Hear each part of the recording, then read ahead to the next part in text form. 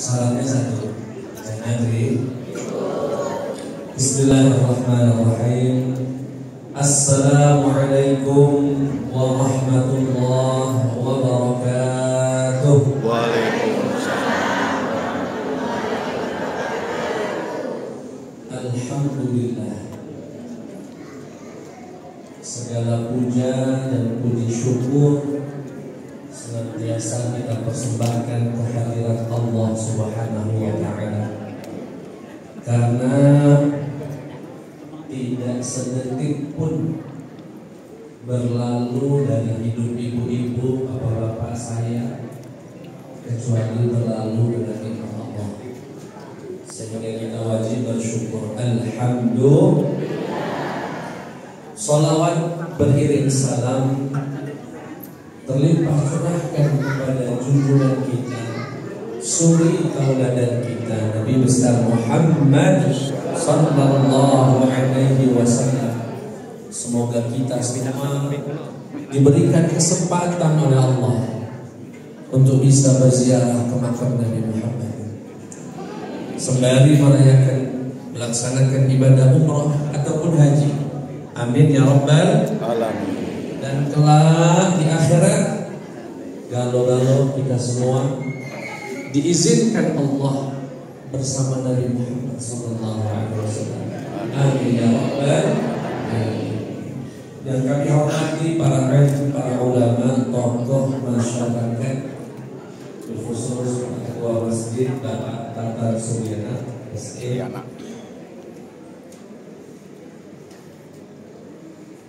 dan yang tidak bisa kami sebutkan satu persatu tanpa mengurangi rasa hormat dan ta'zim kami kepada yang hadir, khusus bapak-bapak ini. Saya mohon maaf membelakangi karena permintaan ibu-ibu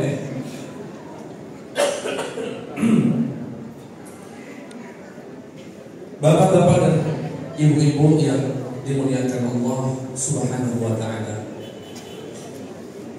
sebetulnya memperingati Isra dan Mi'raj, siapapun penceramahnya, apapun isi ceramahnya, bagaimanapun cara dia berceramah, tujuannya itu cuma satu, Bapak Ibu. Apa nih Ustaz? Siapapun penceramahnya, mulai dari yang terkenal sampai yang tidak dikenal, mulai dari yang suka lakar sampai yang tidak suka lakar, dari yang serius sampai yang banyak bercanda.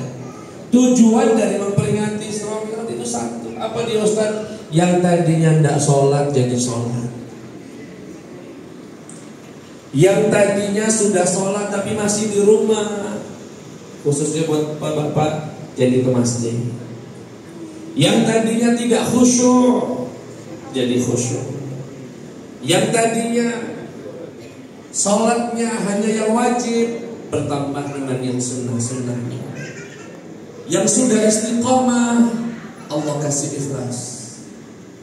Itu tujuannya.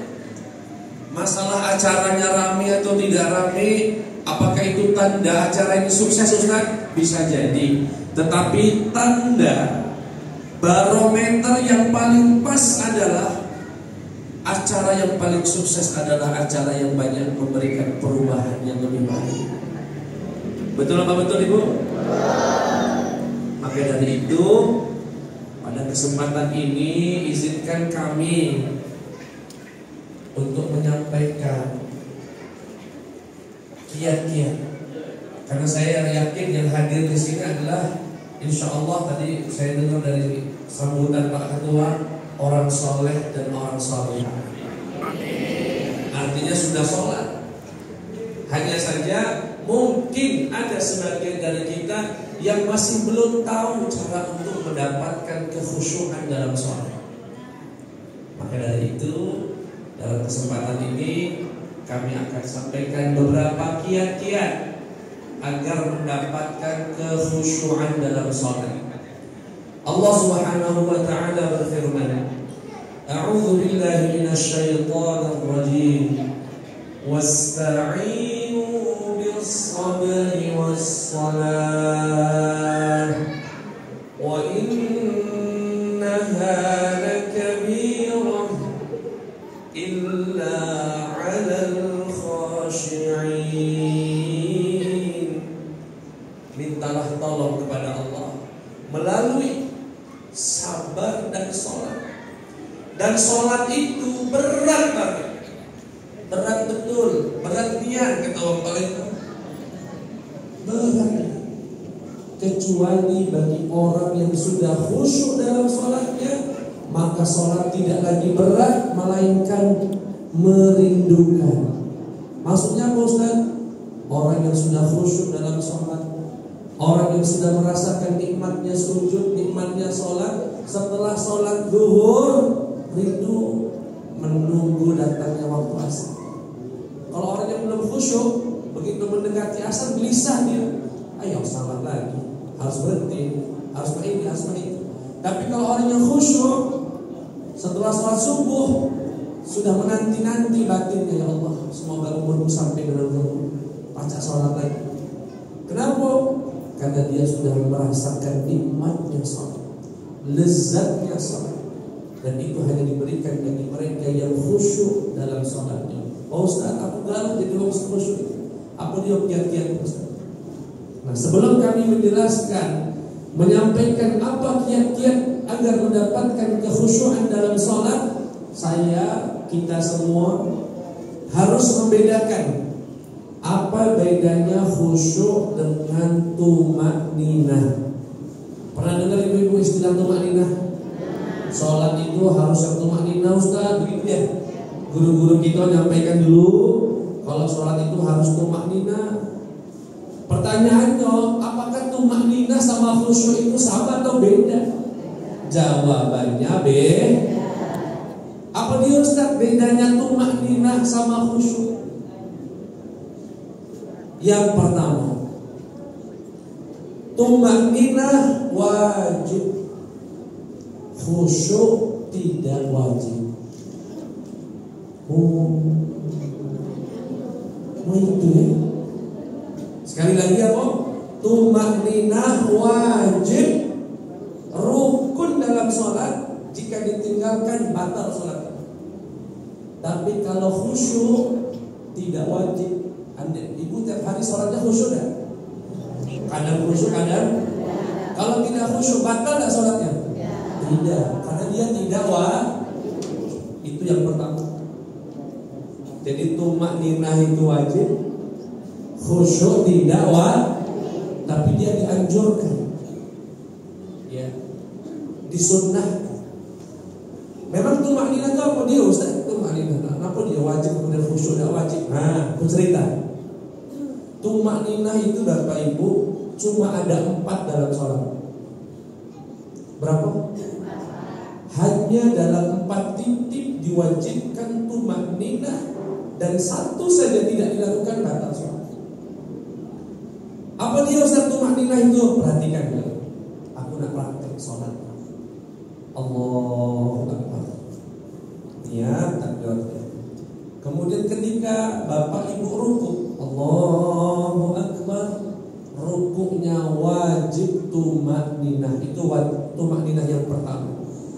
Saat apa makna tumakninah Ustaz? Perhatikan Bu. Berhenti sejenak di posisi rukuk seperti orang membaca tasbih 1 kali. Waktunya, durasinya Allahu Akbar. Nah, berhenti. Saat posisi rukuk ini minimal seperti orang baca tasbih sekali. Kalau sudah baca tasbih sekali atau sudah berhenti sejenak, walaupun seperti baca tasbih sekali, walaupun bahkan tak baca, dia tidak baca apa-apa, tapi berhenti sejenak ini. Allahu Akbar. Sami'allah. Itu sudah disebut tumakninah. Yang tidak tumakninah mana Ustaz? Perhatikan. Allahu Akbar. Allah. Nah, belum sempat berhenti dia, belum sempat tenang dia, sudah diangkat. Kata wong Palembang, cak kinjeng cebok.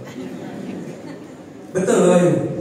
Kalau kata kami seperti kinjeng lagi minum. Kalau bahasa Inggrisnya capung. Bahasa Inggrisnya apa, Bu? Tahu nggak? Nah, ketika dia minum banyu di permukaan itu sedang, itu namanya tidak tumaninah. Allahu Akbar, Allahu liman hamidah, Allahu Akbar, batal salatnya. Berarti tumaninah itu apa nih Ustaz? Berhenti sejenak seperti tasbih sekali. Afdalnya 3 kali. Tapi sekali saja sudah dianggap tumaninah dan itu rukun dalam sholat. Itu yang pertama. Tumaninah tadi ada berapa? Yang pertama kapan? Saat Yang kedua saat bangun dari ruku. Sami'allahu liman hamidah. Ini namanya i'tidal. Ibu sebelum sujud minimal diam walaupun seperti orang tasbih sekali. Syukur-syukur baca doa, Rabbana walakal hamd. Rabbana lakal hamdu bil samawati wa bil ardi wa bil masyida. Ada yang pun tidak baca, misalnya buru-buru, ada orang nak dioperasi, ada orang nak diantar, nak lahiran macam-macam, tidak perlu baca sempurna, itu cukup. Sami'allahu liman hamidah. Allah. Yang penting berhenti sejenak seperti wong tasbih sekali. Itu namanya tumak. Yang kedua. Yang ketiga saat sujud juga begitu, harus mantap. Allahu Akbar. Diam sejenak, minimal tasbih sekali. Itu yang ketiga. Aku cepat bayarkan, judul kita bukan tumaninah, judul kita khusyuk. Yang keempat, duduk di antara sujud. Itulah 4 tumaninah yang wajib. Jadi gak boleh habis sujud subhanallah, Allahu Akbar, Allahu Akbar, batal salat. Apalagi yang sholat tarawih 21 rakaat 7 tahu 21 rakaat, 20 rakaat, 23 rakaat bersama witir, tapi hanya 7 batal sholatnya. Kenapa Ustaz? Tidak ada tumaninah. Bahkan Nabi memberikan ancaman yang luar biasa. Kata Nabi, asyaddun nasi sariqatan alladhi yasriqu min salatihi. Pencuri yang paling jahat adalah pencuri salat. Para sahabat bertanya, apa dia ya Rasulullah mencuri salat? Kata Rasulullah, adalah orang yang kalau ruku tidak menyempurnakan rukunya, kalau sujud tidak menyempurnakan sujudnya, mereka lah para pencuri salat. Kenapa dianggap paling buruk, paling jahat? Yang dicuri bukan hak manusia, haknya Allah dicuri. Yang buru-buru Allah. Biasanya anak bujang disuruh sholat, ngambek, masuk ke rumah, ke kamarnya, semenit lah keluar. Sholat apa? Sudah 4 rakaat 1 itu namanya sholat tidak tumaninah dan batal sholatnya, karena tumaninah hukumnya wajib. Jelas kira-kira? Kalau khusyuk, apa dia khusyuk? Berarti definisi tumaninah apa?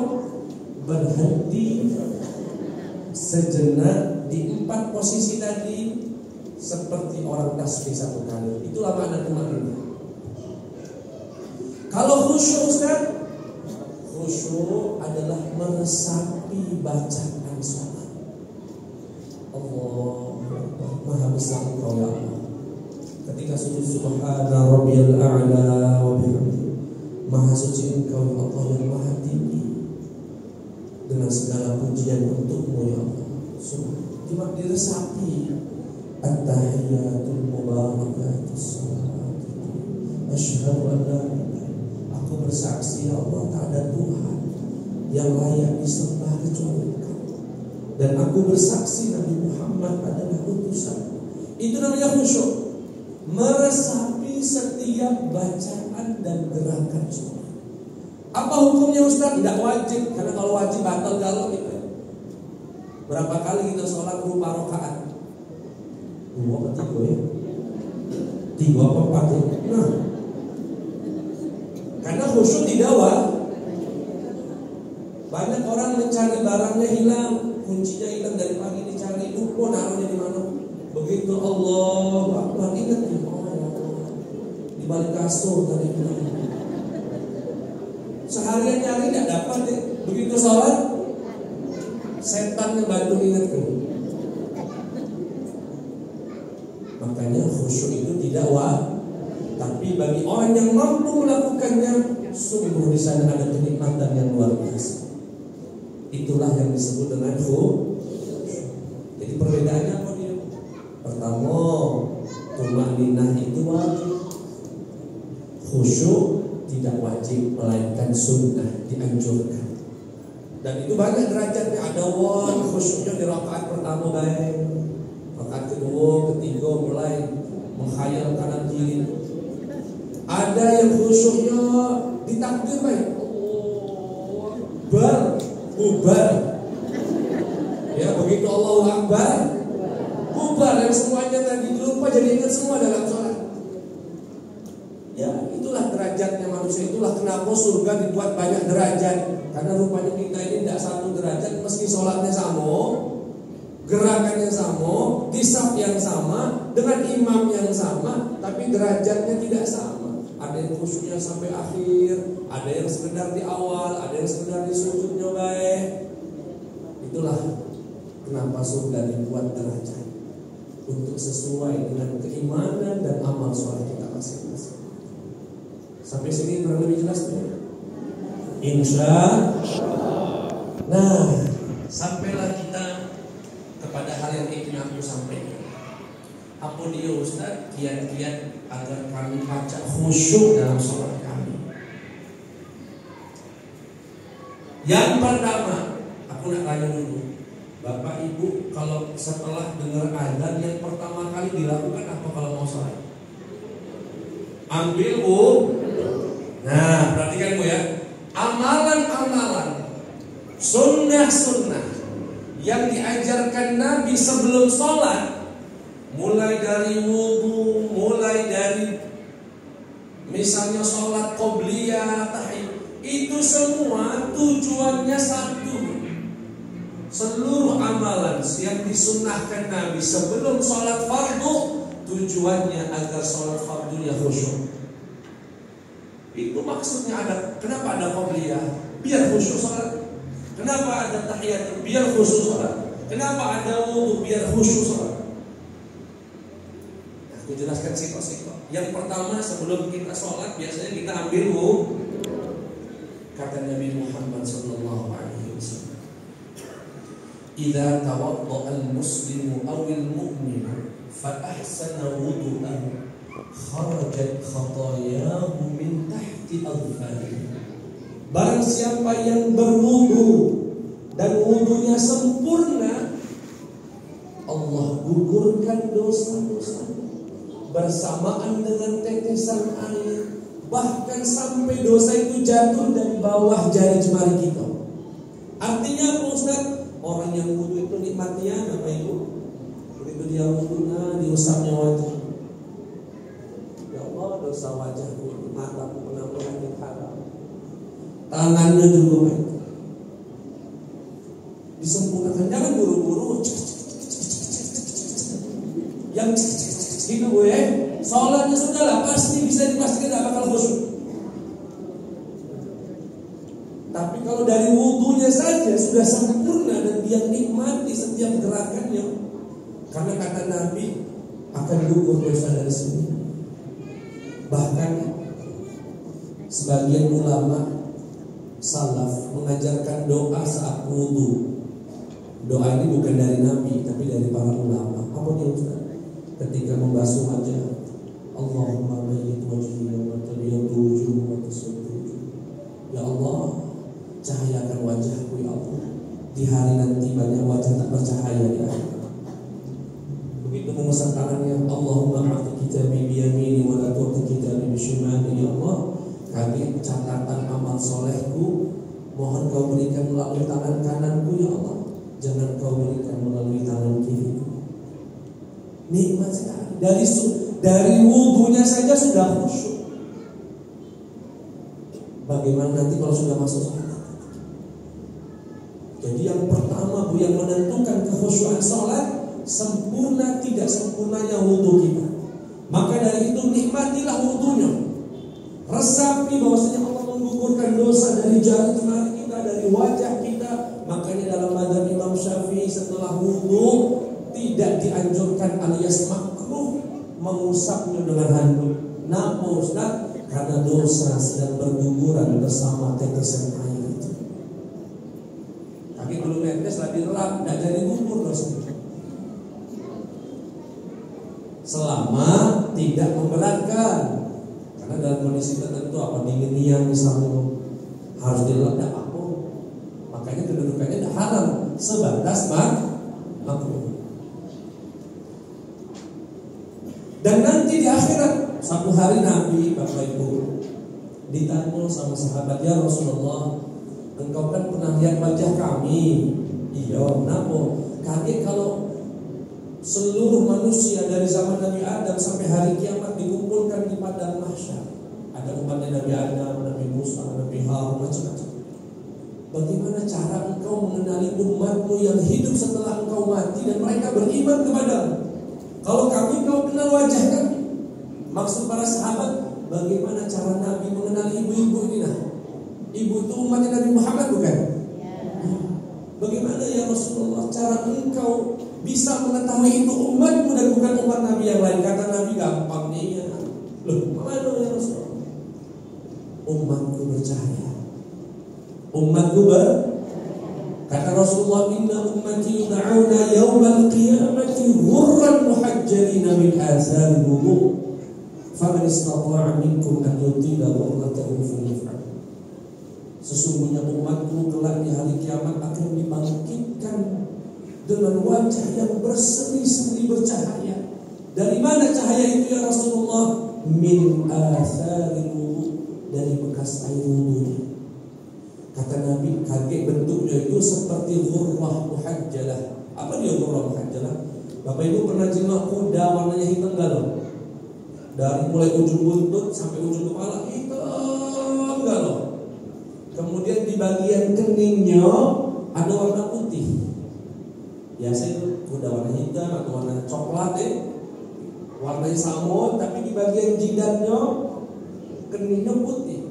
Kata Nabi, begitulah umatku di hari kiamat nanti. Ketika seluruh umat berwarna hitam, umatku bercahaya. Makanya kalau wudu jangan sedikit, walaupun wajibnya sedikit di kepala. Kan kalau dalam mazhab Syafi'i 3 rambut belasah walaupun segitu, tapi kalau bisa disempurna. Kenapa Ustaz? Kaki kalau wudunya dikit, lampunya kelip-kelip ya. Kata Nabi, itu umatku bukan. Kenapa lampunya gede-gede mata kayak itu? Oh, rupanya dulu wudunya. Makanya sunnahnya tetap sempurna selama memungkinkan. Dilakukan dengan harapan anggota tubuh kita akan menjadi cahaya kelak di hari kiamat, dan Nabi bisa kenal kita. Oh, itu umat saya itu caknya wong jamaah masjid raya Sekibi. Dari mana? Dari cahaya. Itu kiat-kiat yang pertama agar mendapatkan kekhusyuan dalam sholat. Sempurnakan wudunya, maksimalkan wudunya. Yang kedua, bapak-bapak biasanya ibu ya suami, setelah wudu apa yang dilakukan sebelum sholat? Setelah wudu,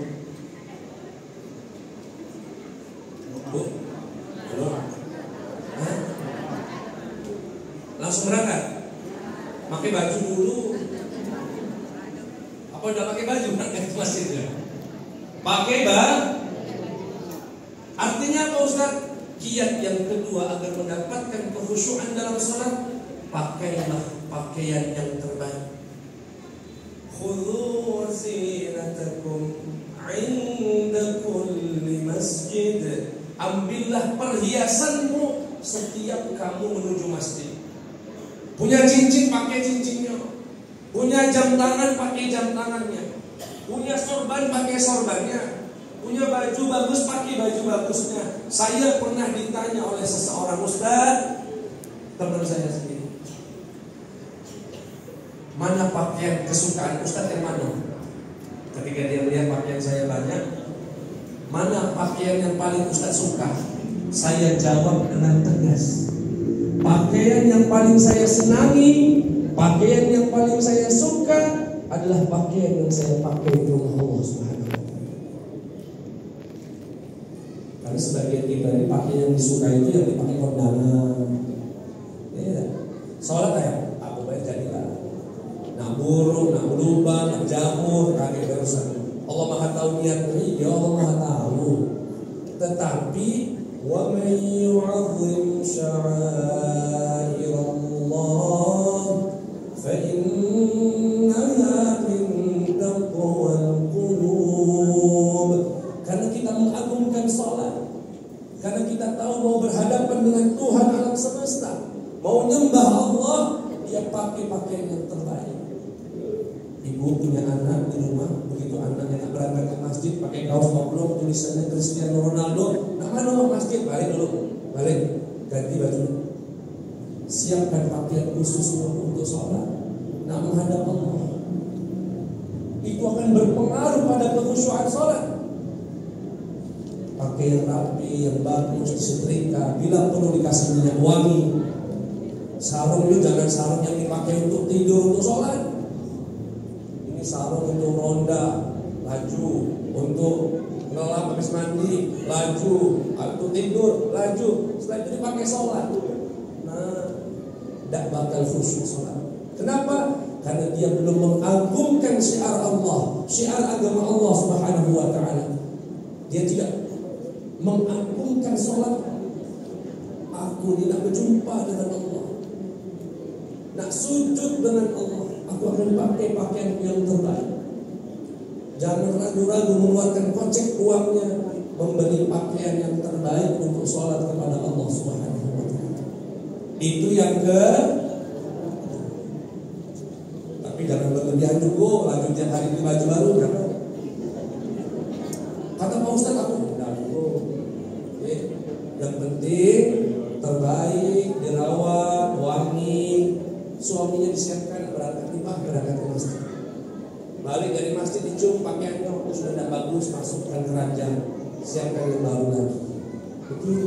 Itu wanita-wanita yang saleh.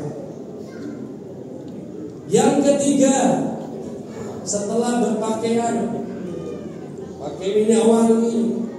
Kata Allah, khudhu zinatakum, ambil perhiasannya, pakai jam tangan, pakai macam-macam, apa yang dia punya. Tapi jangan cincin itu jangan 10 jari dipakai kalau akan menghilangkan kekhusyuan dirinya dan wong lah. Kata wong enggak banyak cincin itu. Ada majlis talim pokoknya. Itu yang keberapa Bapak Ibu? Yang setelah berpakaian yang rapi, bagus, wangi, sopan, apa yang dilakukan biasanya? Nah, perhatikan Ibu, berangkat ke masjid itu ada adabnya. Apa Ustaz adabnya? Kata Rasulullah, "Idza sami'tumul iqamata famshu ila as-salati wa 'alaikumus sakinatu wal waqar." Fama adraktum fasallu wa ma fatakum fa'timu.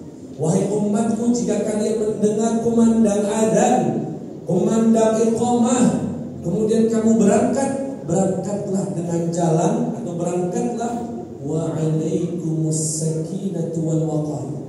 Berangkatlah dengan penuh ketenangan dan kewibawaan. Dengan apa Bu? Ketenangan dan kewibawaan. Jangan buru-buru, kata Rasulullah. Jangan buru. Apa yang kamu dapatkan dari imam, alhamdulillah. Kalaupun ketinggalan sesampainya di masjid, yang ketinggalan tinggal disempurnakan. Tidak usah lari-lari. Kenapa Ustaz tidak boleh lari-lari? Andaikan lagi dari gerbang itu langsung kesal, apa yang terjadi? Nah, imamnya. Begitu nyampe, Allah Akbar. Hilang khusyuknya itu. Nah, perhatikan itu syaratnya atau adabnya kata Nabi, kalau mau ke masjid berangkatlah dengan sakinah. Sakinah itu apa dia? Ketenangan. Tenang, dengan wibawa. Wibawa itu apa maksudnya Ustaz? Tidak celingak-celinguk. Tahu celingak-celinguk? Tengok kanan, tengok. Kenapa Ustaz? Perhatikan ya, kalau contoh jalan orang yang celingak-celinguk.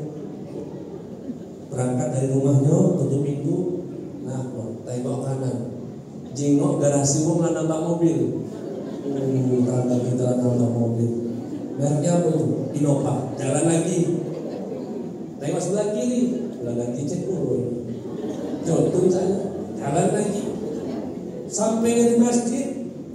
Allah. Innova keluaran tahun berapa tadi? Betul apa betul Bu? Allah. Bung tadi. Tapi baru pulang kemarin ganti mobil. Kenapa itu? Makanya dalam mazhab Imam Syafi'i makruh orang yang berangkat ke masjid palanya tengok kanan tengok kiri. Seluruh yang dia lihat dan dia perhatikan dalam perjalanannya ke masjid akan hadir dalam sholatnya. Dan sejak itu tidak khusyuk lagi sholat. Maka kata Nabi kalau ke masjid itu orang muslim berwibawa. Nah tenang ya, banyak tasbih Allah. Tidak, setiap rumah tengok lagi sini. Ada pelang rumah ini dijual berapa lah. Begitu sholat,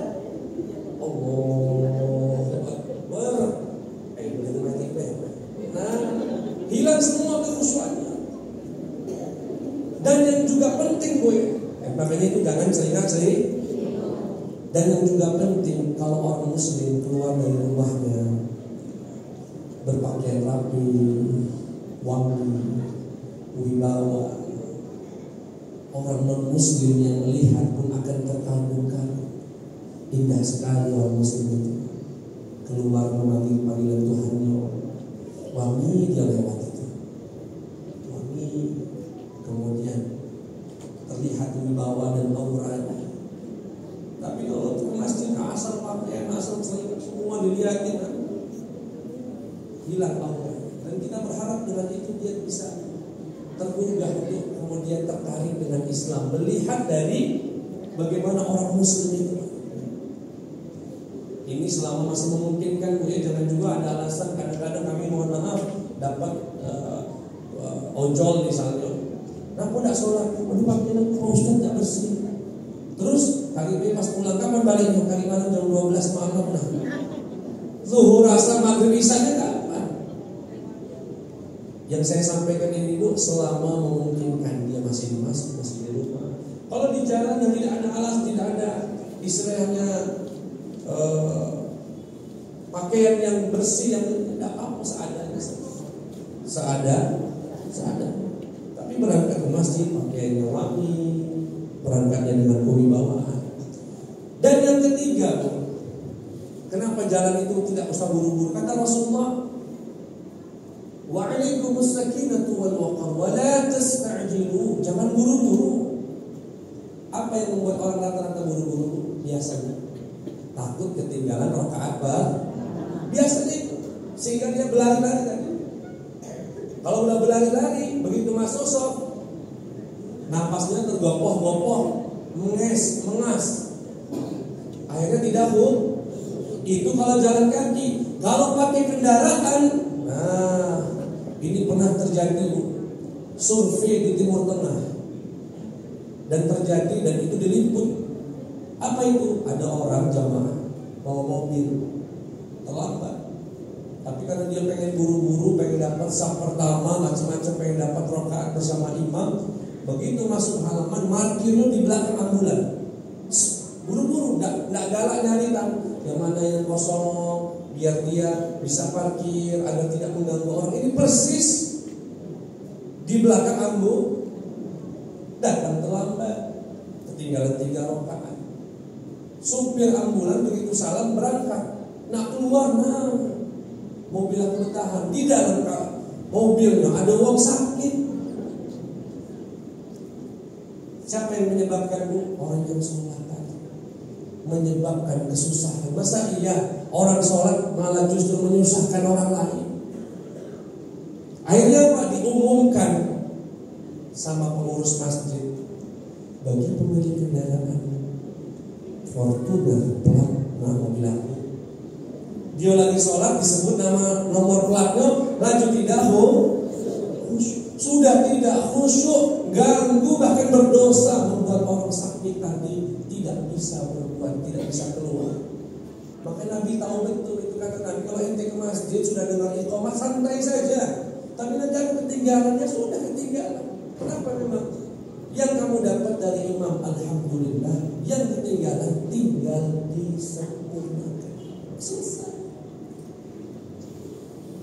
Itu yang ke berapa?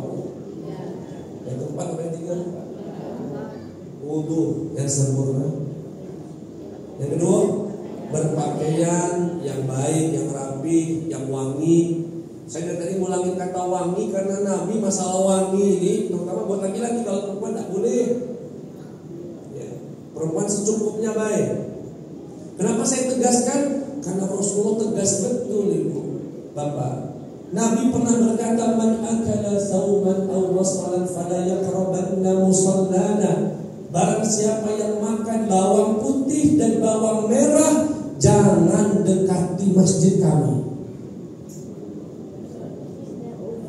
Bawang, habis makan cuko amin. Bawang putih, siwak dulu, bersihkan dulu.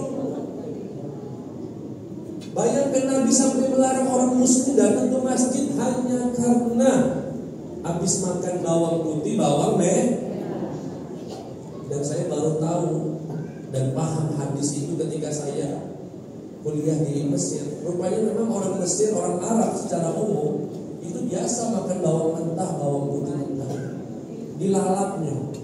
Kalau kita kan bawang putih masuk masakan, bawang merah masuk dalam bumbu masakan. Kalau mereka tidak, lalapannya bawang merah. Jadi memang terasa sekali sambil makan kambing bakar, lalapannya bawang bombay, lalapannya bawang putih yang di pecah-pecah itu ya, digeprek itu. Pantas kata Nabi, jangan dekati masjid. Maka saya tadi mengulangi kata wangi. Kenapa Nabi itu di kantongnya ada 3 hal di kantong Nabi yang tidak pernah tidak ada, selalu ada di kantong Nabi Muhammad. Apa dia Ustaz? Yang pertama minyak wangi, yang kedua sisir, yang ketiga siwak. Itu 3 hal gak pernah absen dari Nabi. Kapan mau sholat pakainya minyak wangi, tunjuk tetangga sebelah kanan kiri. Orang muslim itu begitu indah wangi. Itu yang keempat. Jadi wudu yang sempurna, berpakaian yang maksimal, kemudian 3 jalan dengan celingak-celinguk, yang wibawa, yang gagah, yang tenang. Dan yang keempat, begitu masuk ke dalam masjid, laksanakan sholat tahiyatul masjid. Tapi Pak Ustaz, aku datang, aku jengok iqamahnya tinggal 3 menit lagi. Kalau saya sholat tahiyatul masjid nggak dapat qobliyah, lebih baik qobliyah atau tahiyat Ustaz? Jawabannya lebih afdal melaksanakan qobliyah, dengan otomatis mendapatkan pahala tahiyatul masjid. Orang yang dapat sholat qobliyah itu, kalau waktu sudah tak memungkinkan untuk tahiyat, itu dapat pahalanya tahiyat. Nah, untuk apa sholat qobliyah itu Ustaz? Mohon maaf, misalnya tadi di pasar ribut sama pedagang, sama penjual, di kantor dimarahi bosnya, di rumah ribut sama orang rumah, macam-macam. Datang ke masjid, pikiran itu masih ada, membekas dalam pikirannya ribut tadi sama orang rumah, atau di jalan di klakson uang, macam-macam lah namanya dalam hidup. Andaikan itu masih tersisa dalam pikiran kita, masih teringat, maka tuntaskanlah, habiskanlah di sholat qobliyah itu. Selama durasi qobliyah itu kalau nak diingat-ingat lagi sini, agar ketika masuk sholat fardu sudah tak berbekas lagi. Itulah manfaatnya sholat qobliyah. Kalau bahasa orang olahraganya pemanasan. Yang mungkin hatinya tadi masih kepikiran sana sini, itu diselesaikan di sholat qobliyah. Begitu sudah masuk sholat fardu, sudah lewat semua, sudah bersih semua itu. Sehingga sholatnya khusyuk. Itulah hikmah dibalik pensyariatan sholat qobliyah. Dan tidak ada satu sholat pun yang tidak punya qobliyah, walaupun ada sholat yang tidak punya ba'diyah. Betul ya? Semua sholat punya qobliyah, termasuk maghrib, termasuk isya. Tapi tidak ada setelahnya. Kenapa? Karena manfaat qobliyah salah satu dan paling utama agar memaksimalkan sholat fardu. Sampai sini jelas belum? Jam berapa ini? Nah, jam 5. Aku tinggalnya jauh nih. Aku tinggal di Musidu. Tugas kami di UIN sini, makanya tadi datangnya dekat. Tapi kami baliknya lama di daerah Karananyar.